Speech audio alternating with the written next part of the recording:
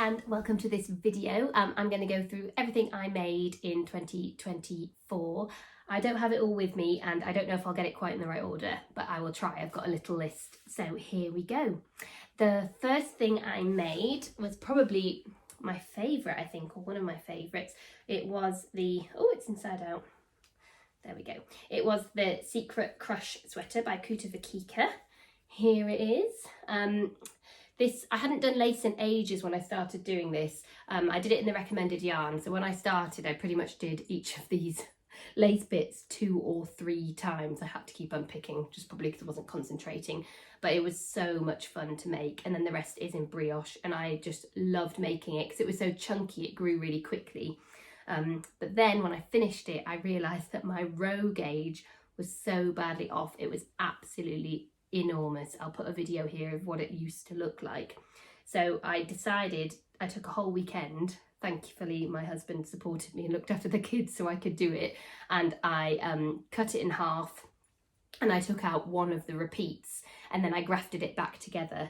And I'd never done anything, no like sweater surgery before, but it worked. It was amazing, and I'm so glad I took the time to do it because it fits so much nicer. It's still oversized, which it should be, but it's so much better. The yoke used to come like, I don't know, practically down to there. It was ridiculous. And I have worn this so much this year. It's probably been my most worn knit.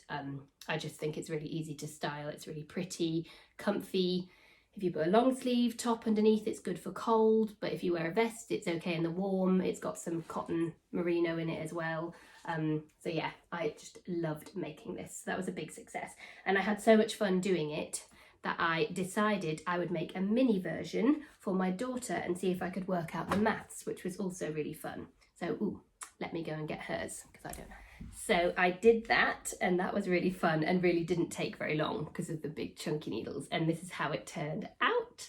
It's her little mini version. I think it's just adorable. It's so cute. The repeats work quite well, so it wasn't as hard as I thought scaling it down. The only thing is I just made it, it sort of just fit her when I finished it, so it hardly had any growing room in, and unfortunately that was with the ease on the body as well, so she didn't get much wear out of it. It was super impractical as well. However, I had so much fun making it and I had the yarn to spare. That was really fun, and I would like to try and do this again with some of my other patterns to try scaling them down. It's a fun challenge for me, and then we also get a cute matching thing as well, especially where there isn't a junior version available of something. I think that's really fun. That was really fun. And then I had lots of yarn left over after that. And what was my next thing? Where's my list? Here. Yes, it was a present for my mum. I used this really bright, I can't say this word, Sirdar. It's a British yarn company. It was like a rainbow colour pullover vest. I'll pop a picture of it here because I don't have it anymore because it's hers. So I made that for her birthday. I thought I would be clever. It was supposed to be knitted flat. So I tried to knit it in the round, which I did. It was bottom up, but I didn't account for the fact that I stopped knitting it in the round when the shoulder shaping started for the armhole. But I didn't realise that when you sewed it up at the end, it actually allowed for some extra straight knitting to be part of the armhole. So the armhole ended up quite small. Not uncomfortable, I don't think, but it just looks quite tight around the armhole. So that was a bit of a shame. My mum still really likes it and wears it, but I do think it would have been nicer if there had been more space. So I feel like I learned a lesson from that when altering a pattern to knit it in the round, to watch out for that. So the next thing I made was a load of stuff for my daughter. I felt like I hadn't knitted enough for her, so I thought I'd spend a couple of months focusing on her. So I will go through these fairly quickly. I designed these dungarees for her. I bought some yarn that I found at Aldi. So I made these. I've written the pattern down, so I'm hoping I might be able to size this up and make them for her again because I really like how they turned out. I did make the straps, obviously over time, they have eased up and now they're a little bit long. I could sew them down if I wanted to, but this still just about fits her. But this was great. I was really happy. It was really fun designing this. So I'd like to make this again in the next size. I also made this little knitted vest for her. I kind of took an old pattern and adapted it. So I did mostly designed this one myself as well. This was another Aldi yarn buy. It was self-striping, so it was a bit stressful getting the stripes to kind of be even, and I played major yarn chicken with this in actually having enough to finish. I did make 2 of these. I made another one for my niece, which I don't have now, and I added some little cables, some simple cables just for interest.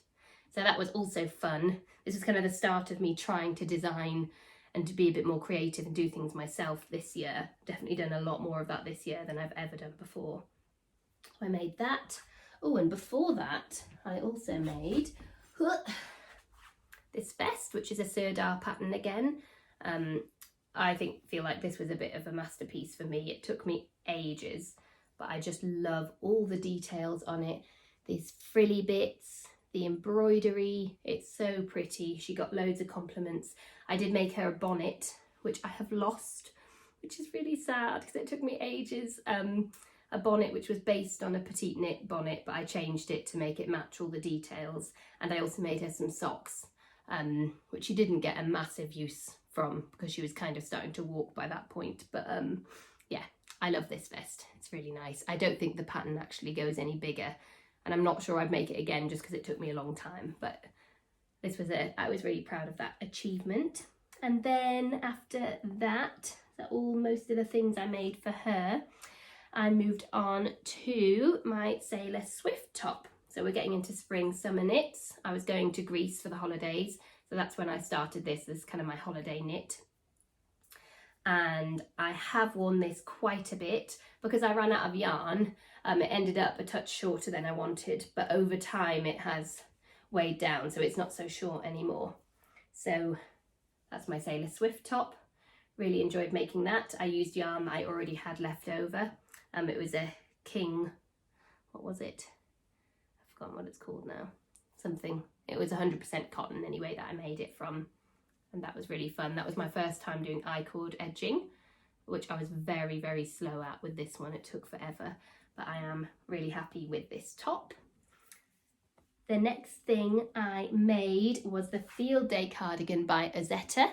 This was the first time I had made an Ozetta pattern before, and I loved the way she writes the patterns. It was great. I made this cardigan with what was mostly still left over drop soft tweed. I've used so much drop soft tweed this year, so I managed to actually use a bit more for that. I still ended up with 3 balls spare because I bought more for this, and then it ended up with the same amount spare after. But I'm still glad I used this. It's really soft, lovely wool. I think it's supposed to be a cotton blend that you use for this, but I wanted it to be a bit more of a woolly cardigan. So I've worn this probably about an equal amount to my Secret Crush sweater. I really love it. The colour goes with everything. The shape of it goes nicely with dresses or jeans, anything. I just feel like it goes with everything. It's been a really good addition to my wardrobe. So I'm really happy with that. And I really enjoyed using Ozetta. So also because I had so much yarn left, I had my eye on the Petite knit December bow. So I made one of those to go with the cardigan. So it kind of completes the outfit. And I've actually worn this bow in my hair so much. It's been a really fun, cute way to add to my hair. So I would like to make another hair bow. I think if you have any scraps left after a big project, it's so nice to make a little matching accessory. And I don't really wear little scarves or things like that very often. So the bow was really nice. So I made that. What's next on my list? So I forgot one. It was the cardigan that I made for my niece, and I did use a pattern for it, but I kind of, all the colourwork bits I either stole from like free colourwork patterns or I made myself, and that was a super epic make of the year. Actually, it took me a really long time, lots of designing, lots of drawing. I did really enjoy it. It was really creative, but I'm not in a hurry to do one like that again. So yeah, that was, I can't believe I forgot that one because that was an epic one. Oh, I jumped straight to the Moonset tee because I liked Ozetta so much. I was looking at her other patterns and I really fell in love with the look of this. I thought it looked so elegant, the neckline, easy to wear. So I made this. But when I made this, it was approaching autumn. So I've actually not worn this an awful lot. But I think when we get to spring, summer, I'm going to wear it a lot more. This is made in Knitting for Olive, 100% silk, which I'd never worked with before, and I really like the colour. I really like the fabric and the drape. I am really happy with this top. I just haven't had much wear out of it. So hopefully it'll be like a reward and I will get to wear it more this spring, summer. The next thing I made was the Lighthouse Beanie by Kutovakika, which I don't have. I think I've left it at my parents'. I hope, because I hope I'll get it back soon. That was also yarn chicken. I've done a lot of that this year, but because it was made as a giant tube, I just used some substitute yarn for the inside bit and it was okay in the end. It's definitely on the snug fit, but it does fit really nicely and I've worn that a lot this year, so I was really happy with that. That was some hand-dyed yarn from a local dyer for that one. And from the same dyer, I also made a set of pumpkins for my sister-in-law, which I don't have because she has them now, and they're Halloweeny autumnal, so she's probably put them away by now. But I'd made those before, so that was a really nice gift to make for her. Not done an awful lot of gift knitting this year, so that was nice to do that.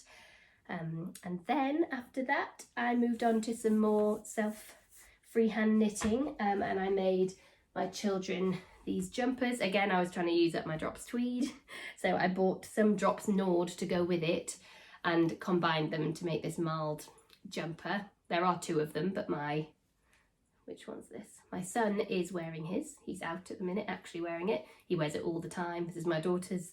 It's pretty dirty. I didn't realise this yarn is hand wash only. I didn't even think to check. I didn't realise it wasn't super wash. So the only downside with these is I have to hand wash them.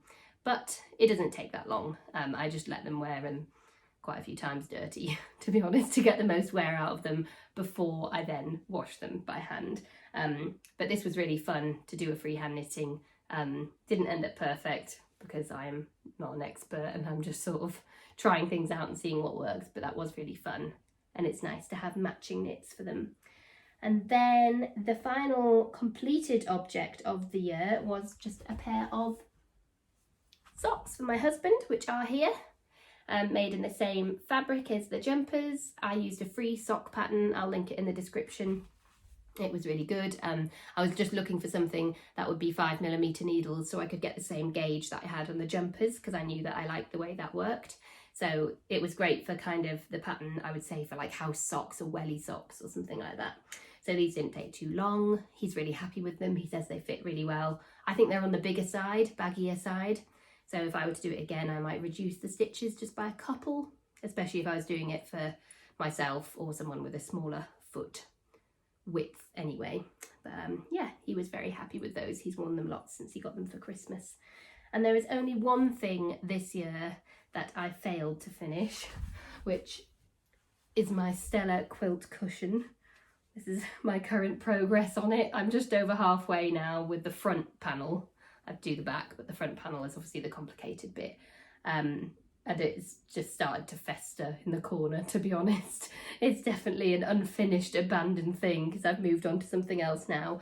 I will definitely, I'm going to say this so I do it, finish this year, but I think I might knit just a little bit on it in between projects and things like that because I'm just not really getting a lot of enjoyment out of it. I do want to finish it, but I'm not going to force myself to work on it. So hopefully at some point in one of my videos I will be able to show you it finished.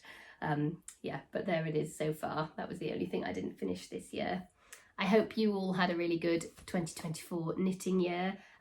This year I feel was really creative for me. I got a few things that I really loved wearing, really good additions to my wardrobe, which is great. And this year I would like to continue with that kind of creative knitting, adapting patterns, making new patterns, all of those sorts of things I have really enjoyed this year. So thank you so much for watching this video and happy 2025 to all of you. Here's to a good year of knitting.